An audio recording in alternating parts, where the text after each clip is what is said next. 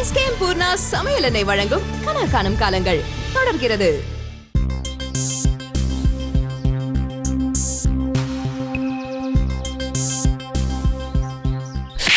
ஏன்டா எதுவுமே பேசுறதுக்கு முன்னாடி அறையிற?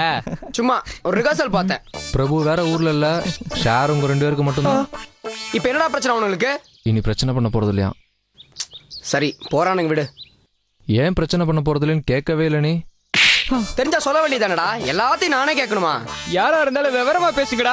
மன்னிப்பு அதுன்னு சீனை போட்டு பிரியா முன்னாடி நல்லவன் ஆகுறதுதான் அவங்க பிளான். இப்ப என்ன வேணுமா அவனுங்களுக்கு? இவ்வளவு நேரம் ஹிந்திலியா சொன்னா, தமிழ் தானே சொன்னா? ரீகேப் கேக்குற? சாரி. அடி வாங்கிட்டு சிரிக்கிற. யாரா இருக்கலாமோ அடி வாங்கியிருக்கேன். முத தடவையா நான் பேசுனதுக்காக என்ன அடிச்சிருக்கா? சந்தோஷமா இருக்குடா. கொஞ்சம் பேசாம இருக்கியா?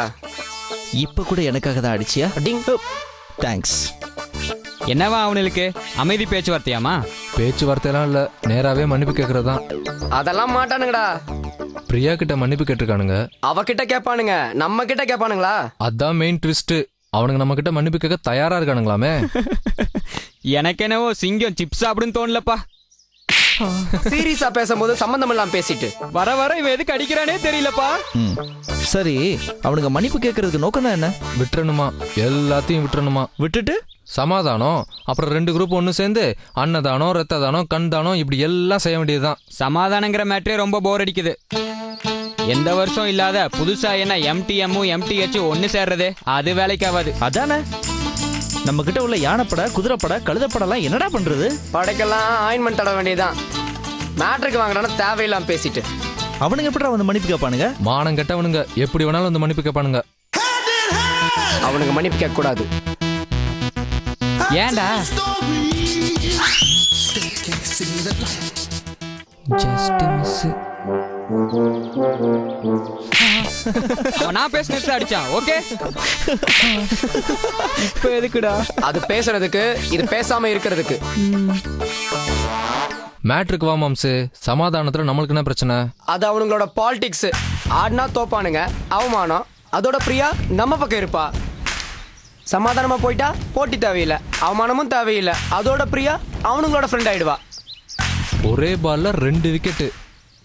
யா, என்ன பண்ணலாம்? அடி ஒதான். சண்டைன்னு வந்தா அடிக்கலாம், சமாதானம்னு காலில் விழ வரவனுங்களை என்ன பண்றது? இதாலதான் அடிக்கணும்.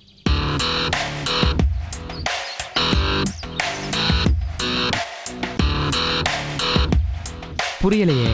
பிரியா வந்து இத பத்தி பேசினா ஓகே சொல்றோம், ஆனா அந்த டுமாங்கிகளுக்கு நோ சொல்றோம். இது அதை விட புரியலையே. சிம்பிள்ரா. கத்திய வச்சுக்கிட்டே சமாதானம் பேசுறதுன்னு கேள்விப்பட்டதில்ல? இல்ல. எப்பா நீ சொல்லுப்பா. பிரியா கிட்ட அவங்களோட சமாதானமா போறதா சொல்லுவோம், அதுக்கு நாள் குறிப்போம். சின்னதா ஒரு பாலிடிக்ஸ் பண்ணி அவனுங்க நம்மள வந்து பாக்குறப்போ மன்னிப்பு கேட்கறதுக்கு பதிலா சண்டை போடுற மாதிரி பண்ணிடுவோம். நாங்க சமாதானத்துக்கு ரெடியா தான் இருந்தோம், அவனுங்க தான் வந்து சண்டை போட்டானுங்கன்னு சொல்லி ஒரு சீனை போட்டா அவனுங்க பெர்மனண்டா காலி. உனக்குள்ள இப்படி ஒரு நம்பியார் ஒளிஞ்சிருக்கிறது தெரியாம போச்சேடா. அவனுக்கு சண்டை போட்டதும் நம்மளும் பதிலுக்கு சண்டை போடணுமா? தேவையில்லை, அத பிரியா பாத்துக்குவா. நாம பத்த வச்சாலும் அவனுங்க பத்திக்கணுமே. ஸ்ரீ இருக்க பயமேன்.